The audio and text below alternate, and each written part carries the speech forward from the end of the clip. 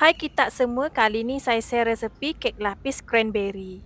Kek ni nampak macam keras kan, tapi sebenarnya kek ni masih sejuk tau. Setiap lapisan kek ni saya timbang dalam 200 gram setiap lapisan tau. Kek ni ada 11 lapisan. Setiap lapisan tu korang tabur dengan buah cranberry tau. Cara saya kalau potong kek yang ada buah-buahan kat lapisan terakhir tu, saya terbalikkan kek macam dalam video ni. 500 gram salted butter, 100 gram gula kasta, 30 gram ovalet. Pukul ke semua bahan-bahan ni sampai kembang. Saya guna speed yang paling laju tau. Kalau dah kembang macam ni kan, baru boleh korang masukkan susu pekat. Saya guna dalam 350 gram susu pekat. Pukul lagi, bagi sebati bahan-bahan tu. Kalau dah sebati kan, baru boleh korang masukkan 10 biji telur grade A. Pastikan telur tu betul-betul sebati dengan adunan butter, baru masukkan telur seterusnya. Telur habis dipukul, baru masukkan bahan kering. 50 gram tepung aiskrim mix, 150 gram Horlick, 100 gram creamer. Pukulkan ke semua bahan-bahan ni sampai betul-betul sebati. Kalau dah sebati kan, baru korang boleh masukkan tepung pau ataupun tepung Hong Kong. Saya guna dalam 360 gram tepung pau. Saya masukkan sikit demi sedikit. Saya pukul dengan low speed.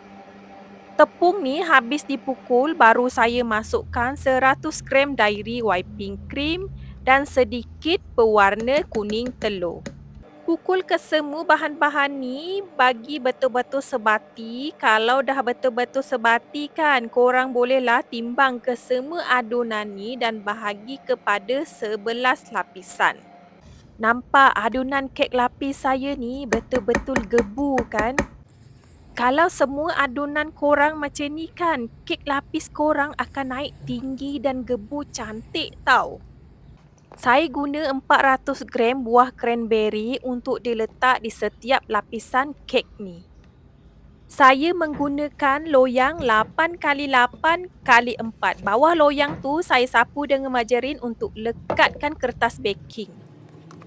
Panaskan oven selama 10 minit suhu 180 darjah Celsius. Lapisan pertama bakar guna api atas dan bawah, bakar selama 8 minit suhu 180 darjah Celsius atau bergantung dengan oven korang masing-masing. Letak loyang tu di rak paling bawah sekali. Jangan lupa tau, setiap lapisan kek ni korang kena taburkan dengan cranberry kering.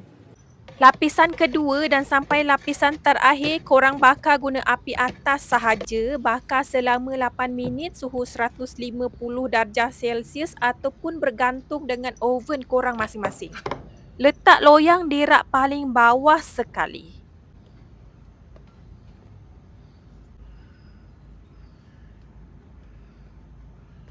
Lapisan terakhir ni kan, saya taburkan lebih sedikit buah cranberry tau, bagi dia nampak cantik lah.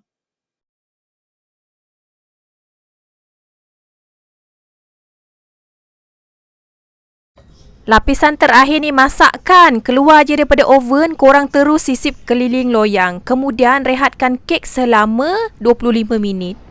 Kek ni saya dah rehatkan selama 25 minit. Saya sisip lagi sampai bawah loyang.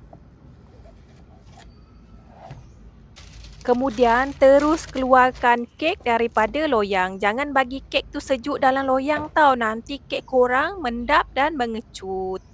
Tunggu kek tu betul-betul sejuk, baru boleh korang wrappingkan, masukkan dalam peti ais.